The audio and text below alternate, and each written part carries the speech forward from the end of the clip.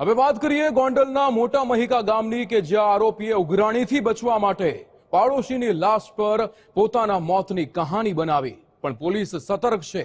તેણે ગુનાનો ભેદ ઉકેલી આરોપીને જેલના સળિયા પાછળ ધકેલ્યો છે।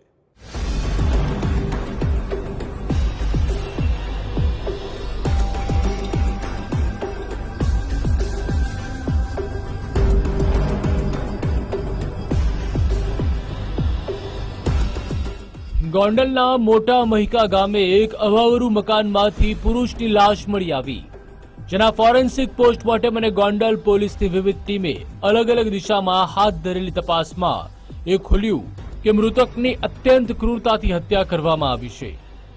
આ હત્યાના કેસમાં સંડોવાયેલા એક કિશોરને શાપરમાંથી પોલીસે ઝડપી પાડ્યો। પોલીસે કડકાઈથી પૂછપરછ કરતા જ ઝડપાયેલા કિશોરે વટાણા વેરી નાખ્યા અને હત્યાની સમગ્ર ઘટના પરથી પડદો ઉંચકાયો।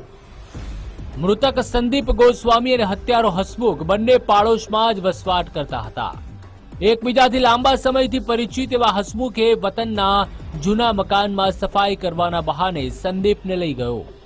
મોટા મહિકા સ્થિત જૂના મકાનમાં લઈ ગયા બાદ ઘેનની ગોળીઓ પીવડાવી દીધી, જે બાદ સંદીપે પહેરેલા જેકેટની દોરીની મદદથી જ ગળે ફાંસો આપ્યો અને બેભાન અવસ્થામાં જ પેટ્રોલ છાંટીને મોઢું બળે તે રીતે લાશને સળગાવી દીધી। આ કામમાં એક કિશોરે પણ હસમુખને મદદગારી કરી હતી, જે બાદ લાશની બાજુમાં હસમુખે પોતાના મોબાઈલ, પાકીટ, આઈ કાર્ડ અને ચપ્પલ સહિત ચીજવસ્તુઓ ગોઠવી દીધી। હસમુખે પોતાનું મોત થયાની ખોટી સ્ટોરી ઊભી કરવા માટે થઈને પાડોશી સંદીપને મોતને ઘાટ ઉતારી દીધો। રાજકોટની સદગુરુ સોસાયટીમાં રહેતા ગાયત્રી ગોસ્વામીએ તેના પતિ સંદીપ પાડોશી હસમુખ સાથે ગયા પછી ગુમ થયાનું પોલીસને જણાવ્યું હતું, જે બાદ અડધી પડી ગયેલી લાશ પોતાના પતિની હોવાનું જણાવતા જ પોલીસ આરોપીને ઝડપી પાડવા એક્શનમાં આવી। લાશ અને સ્થળ પરથી મળેલા પુરાવાને જોતા પહેલા તો પોલીસે એમ માન્યું હતું કે હસમુખની જ હત્યા થઈ છે, પરંતુ રાજકોટની સદગુરુ સોસાયટીમાં જઈને તપાસ કરતા તેનો પાડોશી સંદીપ પણ ગુમ હોવાની માહિતી મળી, તો મૃતકની પત્નીની ગતિવિધિ શંકાસ્પદ જણાઈ। આ હત્યાને અંજામ આપીને આરોપી હસમુખ બચવા માટે ગીર સોમનાથ તરફ ભાગી છૂટ્યો। જોકે પોલીસે તેનું પગેરું મેળવતા જ આરોપીએ પોતાનું સ્થાન ત્વરિત બદલી નાખ્યું। આરોપી રાજકોટમાં પત્નીને મળવા જતો હોવાની પોલીસને બાતમી મળી હતી, જેથી પોલીસ આરોપીના ઘરે વોચ ગોઠવીને બેઠી હતી, પરંતુ શાતિર આરોપીએ ત્વરિત પ્લાન બદલીને ગોંડલ તરફ ભાગી છૂટ્યો। હસમુખ ગોંડલ ચોકડીથી રિક્ષામાં બેસીને પસાર થતો હતો।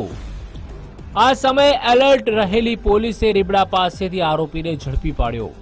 5-7 વર્ષથી બેકાર આરોપીએ અનેક લોકો પાસેથી કરેલા ઉઘરાણાથી બચવા માટે એક નિર્દોષ વ્યક્તિનો જીવ લઈ લીધો।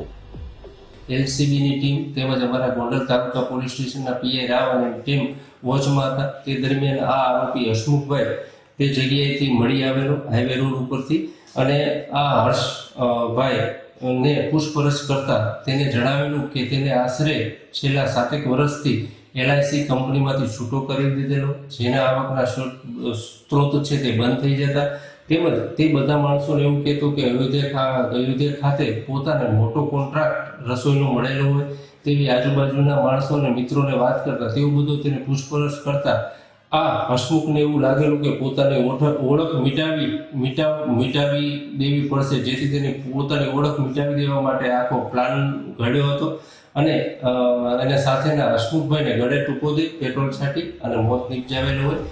આરોપી હસમુખે અયોધ્યામાં પોતાને કેટરિંગનું મોટું કામ મળ્યાનું બણગા ફૂંકીને અનેક લોકો પાસેથી મોટી રકમ પડાવી લીધી હતી, જે બાદ લોકોએ કામે લઈ જવાની વાત કરતા જ પોતાનું મોત થયાનું સાબિત કરવા એક સગીર સાથે મળીને ષડયંત્ર રચ્યું। હત્યારા હસમુખની એક પત્ની રાજકોટમાં અને બીજી આસામમાં રહે છે।